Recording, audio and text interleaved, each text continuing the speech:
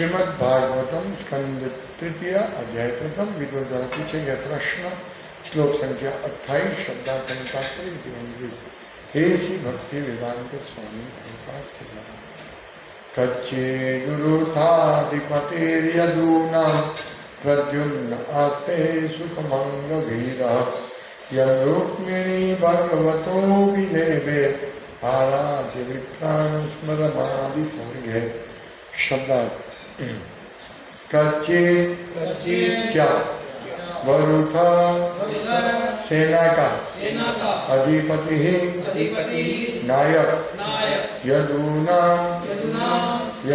का प्रद्युम्न कृष्ण का पुत्र प्रद्युम्न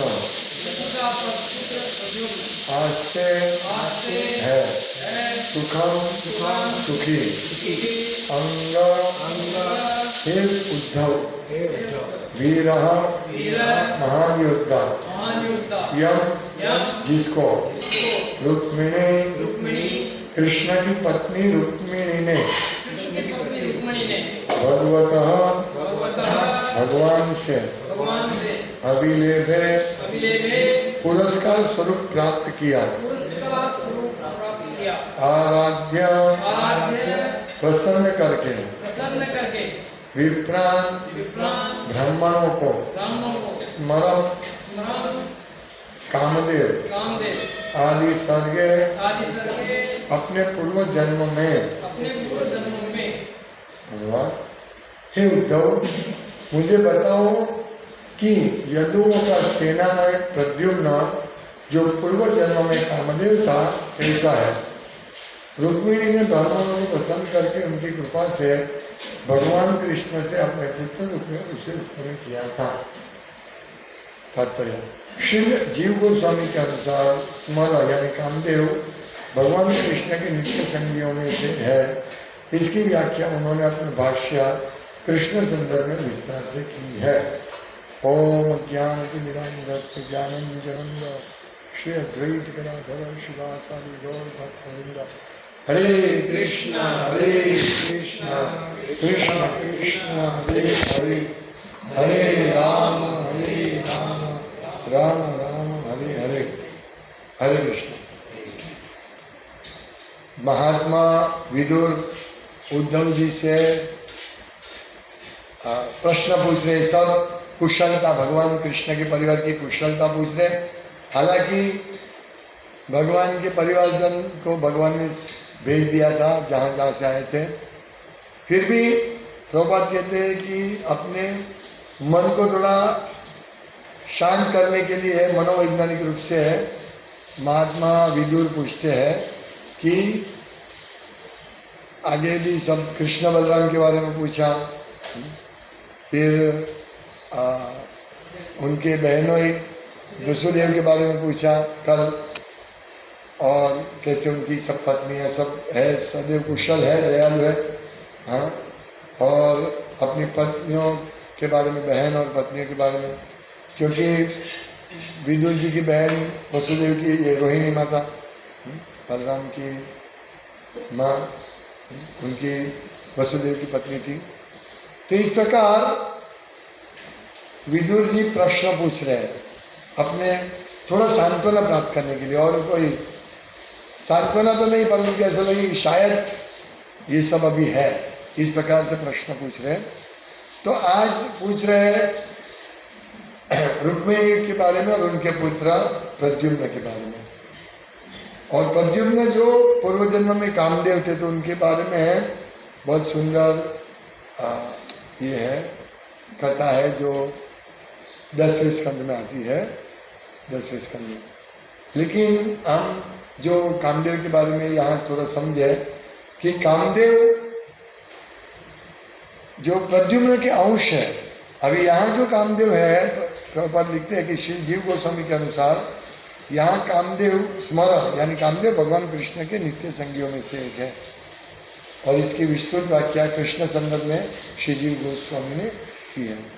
कामदेव भगवान वासुदेव के अंश, भगवान शिव के क्रोध से भस्म हो गए थे।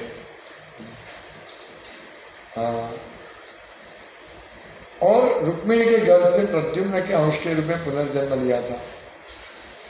ये पीछे आएगा भागवतम में। शंबर नामक एक राक्षस ने प्रद्युम्न को अपना शत्रु समझकर उन्हें 10 दिन की आयु से पहले प्रसूति कक्ष के अपहरण कर लिया। प्रद्युम्न वो रुक्मिणी के पुत्र थे और उनका ये हुआ तो उन्होंने शंबर ने शत्रु को समझा और अपहरण कर लिया। शंबर ने प्रद्युम्न को समुद्र में फेंक दिया और अपने राज्य में लौट आया। एक शक्तिशाली मछली ने प्रद्युम्न को निगल लिया और मछुआरों ने उसे जाल में फंसा लिया। उन्होंने शंबर को वह विशाल मछली भेंट की। जब उसके रसोइयों ने उसे काटा तो उन्हें उसके पेट में एक बच्चा मिला। रसोई ने शिशु को दासी मायावती को दे दिया, जो उसे देखकर चकित हो गई। तभी नारद ने प्रकट हुए और उसे बताया कि शिशु कौन था। मायावती वास्तव में कामदेव की पत्नी रति देवी थी। अपने पति के नए शरीर में पुनर्जन्म की प्रतीक्षा करते हुए उसने शंबर के घर में रसोईया का काम किया था। जब उसे पता चला कि शिशु कौन था तो वो उसके प्रति अत्यधिक स्नेह महसूस करने लगी। बहुत ही कम समय में प्रद्युम्न युवावस्था में परिपक्व हो गया और अपनी सुंदरता से सभी महिलाओं को मोहित कर लिया। प्रद्युम्न कामदेव के अंश है और वो कृष्ण जैसे ही दिख रहे थे, एकदम कृष्ण जैसे। और वो बहुत सुंदर थे क्योंकि कामदेव के अंश है। भगवान कृष्ण सुंदर ही है, लेकिन उन्होंने सभी महिलाओं को मोहित कर दिया। शंबर के वहाँ मायावती जो उनके वहाँ दासी थी और जो मायावती थी वो यहाँ रति देव मतलब उनकी ही पत्नी थी, कामदेव की पत्नी थी। तो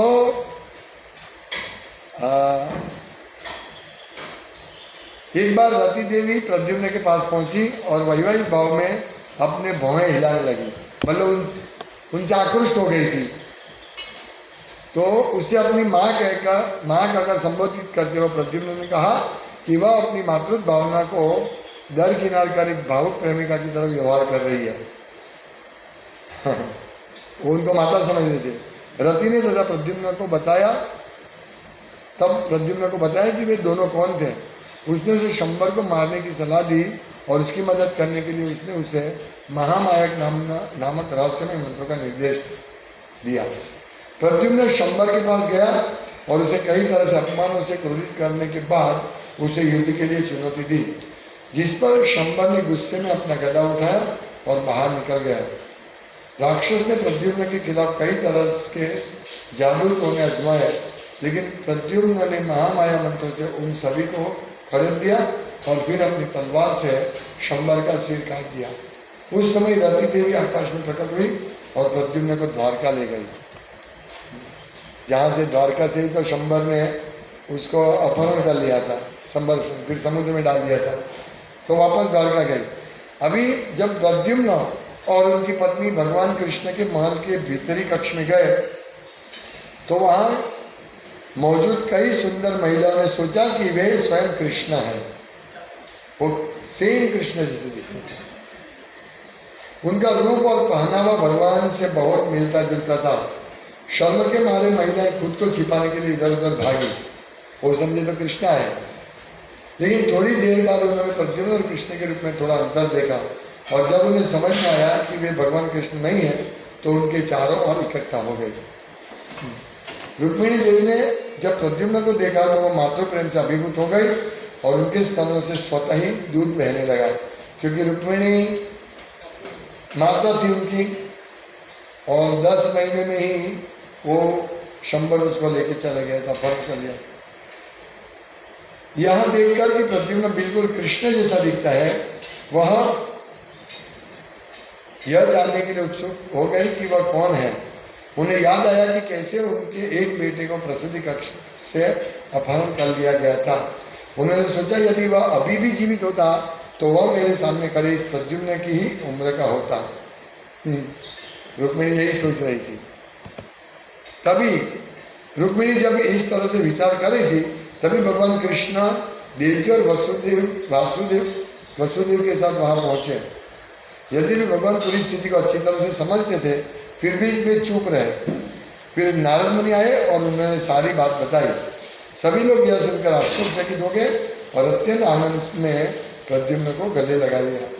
क्योंकि प्रद्युम्न की सुंदरता कृष्ण से बहुत मिलती जुलती थी, इसलिए प्रद्युम्न के साथ मातृ संबंध रखने वाली महिलाएं उन्हें अपने वैवाहिक प्रेमी के रूप में सोचने से नहीं रोक सकी। आखिरकार वे श्री कृष्ण का सटीक प्रतिबिंब थे और इसलिए उनके लिए उन्हें इस तरह से देखना स्वाभाविक था। ये प्रद्युम्न के बारे में यहाँ बताया और ये स्वयं भगवान कृष्ण के नित्य संगियों में से एक है। तो इन सब के बारे में पूछकर महात्मा विदुर, उनका जो निकट संबंध था भगवान कृष्ण के साथ, ये पूछा करके वो बहुत उदास थे, लेकिन ये परीक्षा से उनको थोड़ा उनका स्मरण करके महात्मा विदुर थोड़ा सांत्वना लेना चाहते थे। और रुक्मिणी ने प्रद्युम्न को प्राप्त किया था। यहाँ लिखते हैं कि ब्राह्मण को प्रसन्न करके प्रद्युम्न को प्राप्त किया, पुत्र के रूप में उनको प्राप्त किया था।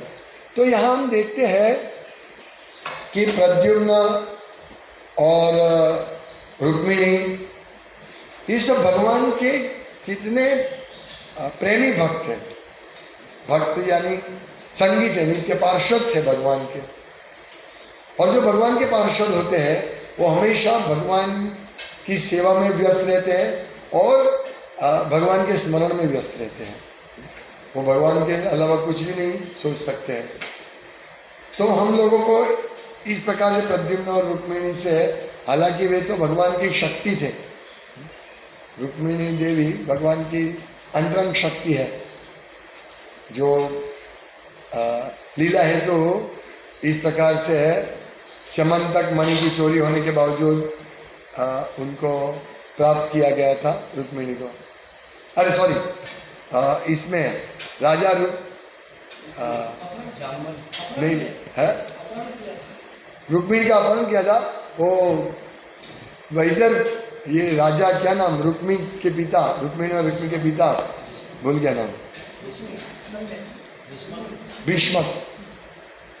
भीष्मक, हाँ है, हाँ हाँ। तो वो भी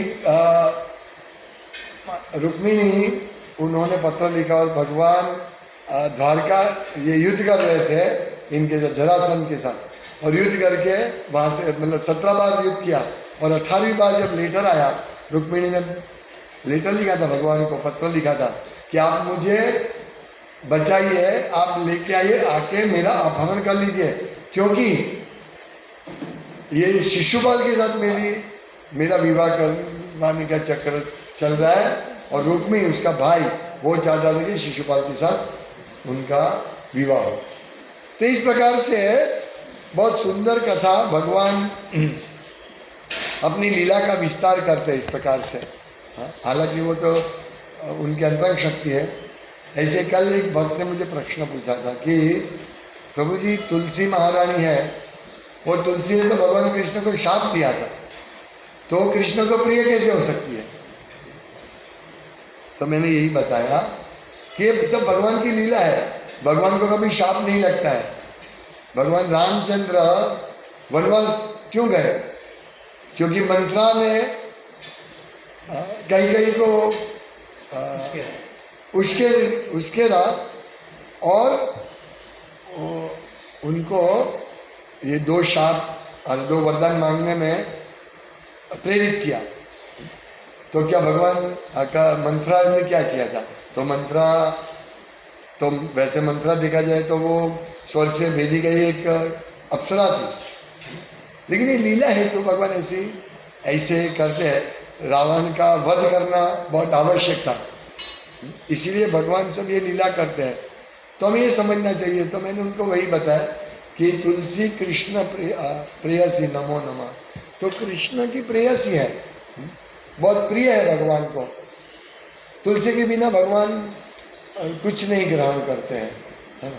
जब हम भगवान को भोग अर्पण करते तो तुलसी अवश्य रखना चाहिए, तभी भगवान स्वीकारते हैं, ऐसे नहीं स्वीकारते।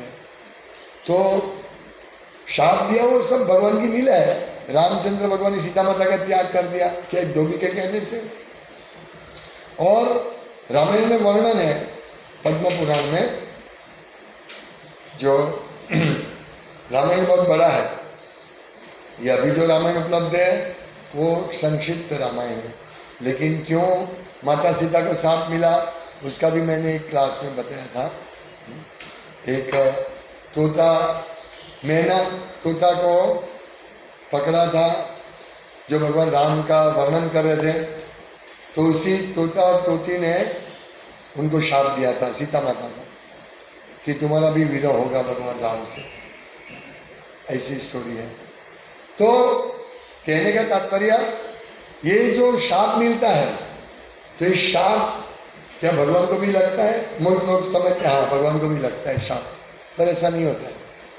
ये सब भगवान की लीला है, तो भगवान ये सब व्यवस्था करते हैं। तो हमको ऐसा लगे कि तो भगवान को शाप मिला, जैसे महाराज परीक्षित, उनको शाप मिला 7 दिन में आपका मृत्यु हो। तो ये भगवान की इच्छा थी ताकि इस शाप के द्वारा श्रीमद् भागवतम का प्रकाश हो। तो ये सब लीला होती है, इसीलिए हमें ये नहीं समझना चाहिए। और यहाँ भी ये जो कामदेव है, अरे प्रद्युम्न है, वो प्रद्युम्न पूर्व जन्म में कामदेव था और शिव जी के गुस्से से की वजह से उनका शरीर भस्म हो गया था, इसलिए वो कामदेव आज भी बिना शरीर का है। और वो कामदेव प्रद्युम्न के अंश है। तो इस प्रकार से भगवान अपनी लीला का विस्तार करने हेतु ये सब व्यवस्था करते हैं। तो हमें ऐसा नहीं समझना चाहिए कि ये भगवान की लीला है, भगवान को शाप लगता है या भगवान को अपने पूर्व जन्म के कर्म लगते हैं, ऐसा नहीं होता। जैसे भगवान कोई बोलते हैं कि भगवान को जब ये यादवों का विनाश हो गया, फिर भगवान अपने धाम जाने वाले थे, तो पार्वती ने बाण चला के भगवान को शाप मिला था उनके मृत्यु का, इसलिए पार्वती ने बाण चलाया था। तो ये सब बातें हमें इस प्रकार से नहीं लेनी चाहिए। शाप मिलता है नहीं, भगवान सब चीज से परे है, भगवान को कोई बंधन ही नहीं है। भगवान सच्चिदानंद विग्रह है, उनको कोई बंधन नहीं है और वो हमेशा मुक्त रहते हैं। भगवान को किसी भी प्रकार का सत्वगुण, रजोगुण, तमोगुण, इस भौतिक जगत की कुछ चीज भगवान को बांध नहीं सकती है। तो ये शाप क्या करेगा? हाँ, यहाँ लिखा है ना कि कहाँ नहीं लिखा? हाँ, कृष्ण तथा बलदेव पर ब्रह्मांड के विधि विधान लागू नहीं होते, उल्टे सारे ब्रह्मांड उनके अधीन है। यानी हमें स्पष्ट रूप से समझ लेना चाहिए, बहुत महत्वपूर्ण पॉइंट स्पष्ट रूप से समझना चाहिए कि कृष्ण ये इस भौतिक जगत में भी आते हैं तो अपने सच्चिदानंद विग्रह शरीर को लेकर आते हैं, सच्चिदानंद रूप में आते हैं। इसलिए उनको हमें ऐसा नहीं समझना चाहिए कि कृष्ण भी हमारे जैसे एक है। ये सब लीलाओं को इस प्रकार से समझना चाहिए कि प्रद्युम्न जो उनका बेटा है वो वास्तव में उनका विस्तार है, अंश है। जैसे भगवान कृष्ण का प्रथम विस्तार बलराम से प्रथम चतुर्युग निकलता है, वो है वासुदेव, प्रद्युम्न, अनिरुद्ध और संकर्षण। वासुदेव, संकर्षण, प्रद्युम्न, तो वही अनिरुद्ध यहाँ है, ये अनिरुद्ध। और जब वे आए तो महल में आए वापस, ये पूरा स्टोरी के बाद जब महल में आए तो प्रद्युम्न को देखकर सब रानियां पहले तो ही लगा कि कृष्ण ही आए हैं। पर यहाँ प्रभुपाद उसमें बताया कि प्रभुपाद ने वो अध्याय का वर्णन में लिखा है कि प्रद्युम्न को देखकर उनकी माताओं में थोड़ा प्रेम उत्पन्न हुआ, तो रुक्मिणी माता में वात्सल्य भाव उत्पन्न हुआ था। लेकिन यहाँ प्रभुपाद लिखते हैं कि बाकी, हाँ, क्योंकि प्रद्युम्न की सुंदरता कृष्ण से बहुत मिलती जुलती थी, कोई ज्यादा फर्क नहीं था, इसीलिए प्रद्युम्न के साथ मातृ संबंध रखने वाली महिलाएं उन्हें अपने वैवाहिक प्रेमी के रूप में सोचने से नहीं रोक सकी। तो वे श्री कृष्ण का सतीक प्रवृत्ति भी थे और इसलिए उनके लिए उन्हें इस तरह से देखना स्वाभाविक था। तो ये कोई अपराध नहीं था, ये स्वाभाविक था, क्योंकि वो उनको कृष्ण ही समझते थे और उसमें बिल्कुल कृष्ण जैसे लगते थे। तो इस प्रकार से भगवान बहुत सुंदर लीला,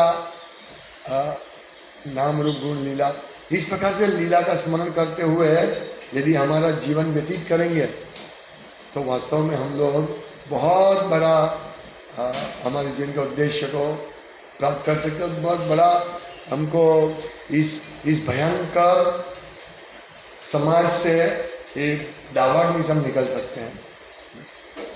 कल मैं एयरपोर्ट पे था, दिल्ली के रिटर्न आया था, तो इतना लोग इंद्रिय तृप्ति में पड़े हैं, इतने इंद्रिय तृप्ति में पड़े हैं कि उनको कृष्ण के बारे में कुछ मालूम ही नहीं है। सब इधर भाग रहे उधर भाग रहे, ऐसे कपड़े पहन रहे हैं और ऐसे घूम रहे, वहाँ बार है, वहाँ लोग समझते हम बहुत आनंद भुगत रहे हैं, पर वो कृष्ण से बहुत दूर है। तो ऐसे लोग कृष्ण के निकट नहीं आ सकते क्योंकि उनको इंद्रिय तृप्ति की इच्छा है। ये लोग सब लोग कैसे हैं, इसको बोलते हैं इंटॉक्सिकेटेड, यानी हमेशा नशे में रहते हैं। नशे में रहना यानी भौतिकता का नशा। जब व्यक्ति को जब नशे में रहता है तो वो व्यक्ति कभी भी भगवान की भक्ति नहीं कर सकता है। नशे में यानी 4 प्रकार का नशा होता है। जन्म ऐश्वर्य सुतश्री, जन्म यानी अच्छे कुल में जन्म लेना, वो भी एक नशा है। देखो मेरा कुल अच्छा है। ऐश्वर्य बहुत धन होना, वैभव होना, पहला ब्राह्मण के कुल में जन्म इत्यादि विद्वान के कुल में जन्म लेना, वैभव होना। फिर सुंदरता, जन्म सुता श्री, और हाँ पढ़ाई का, विद्वत्ता का। तो इस प्रकार से ये नशा है भौतिक जगत में। जो व्यक्ति ये नशे में होते, प्रभुपाद कहते हैं, कल दिल्ली में यही प्रवचन सुना था, इंटॉक्सिकेशन।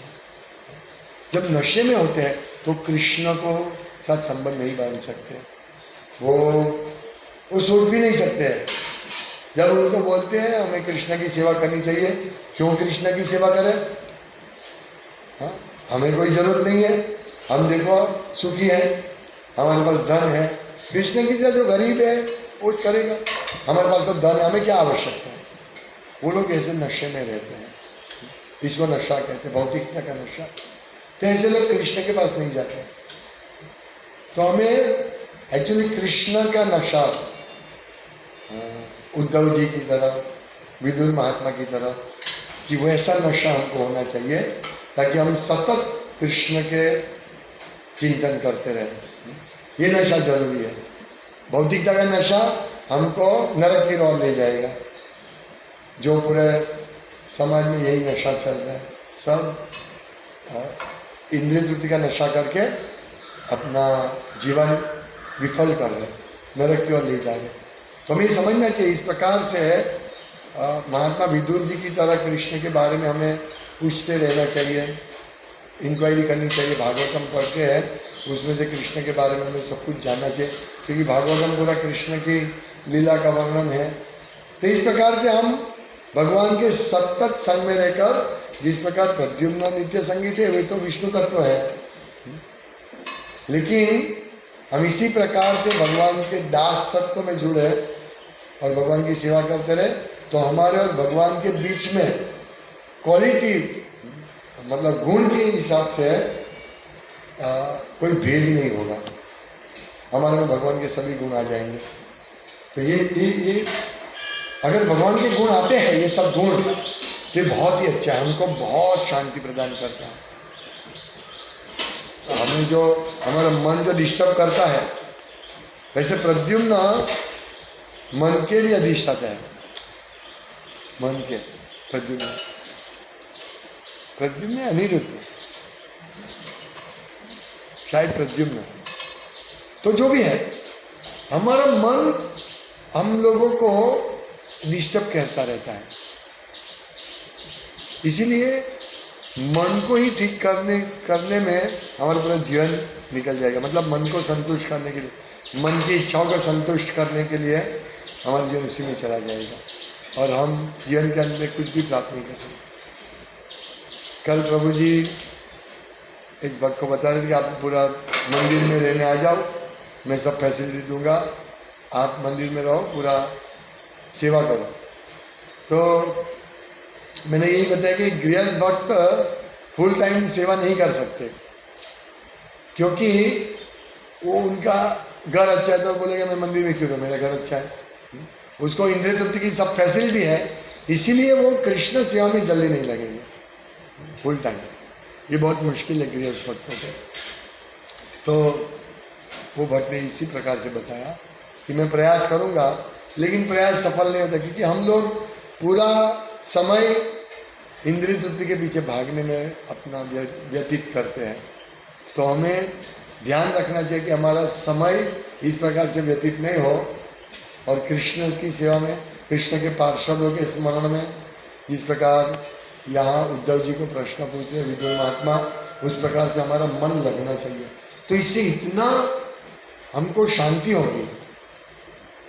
जिसका मन भगवान की सेवा कर रहा है वो मन प्रशांत हो जाते हैं। हमने 2 दिन पहले बताया था, प्रशांत होना है हमको, शांत, कि हम कृष्ण के बारे में चिंतन कर सकें। हमारे मन में यदि इंद्रिय तृप्ति की भावना है, इंद्रिय तृप्ति के पीछे हम दौड़ रहे हैं, तो हमको शांति नहीं आएगी। शांति तभी आएगी जब हम भगवान की सेवा में लगेंगे। जैसे भोक्तारम यज्ञ तपसाम सर्वलोक महेश्वर सूर्य सर्वभूतानम ज्ञातनाम शांति मुच्छति। हमको तभी शांति मिलेगी जब हम सभी कारण के कारण भगवान कृष्ण को भोक्ता मानेंगे। मैं दिल्ली मंदिर में था तो पीछे बहुत सुंदर चित्र लगे थे, तो भगवान राधा कृष्ण के चित्र थे, उनकी लीलाओं के।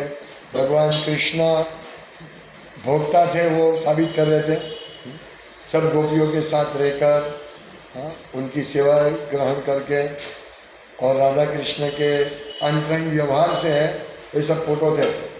तो मैं यही फोटो का दर्शन करके यही सोचा कि वास्तव में भगवान भोक्ता है, हम कुछ नहीं है। हम भोग भुगतने जाते हैं, लेकिन हम भोक्ता नहीं है, भगवान भोक्ता है। तो इस प्रकार से हमारी चेतना, इस प्रकार से हमारी चेतना कृष्ण के स्मरण में रहे सतत, यही हमें प्रयास करना चाहिए, तो हमारे जीवन सफल हो सकते हैं। नहीं तो हम इसी भौतिक जगत में घूमते रहेंगे और एक शरीर मिलेगा और नशा करेंगे भौतिकता का, ये बहुत बड़ा नशा है। तो नशे से मुक्त होकर भगवान कृष्ण के नशे में लगना है। हरे कृष्ण। श्रीमद् भागवतम की जय, की जय।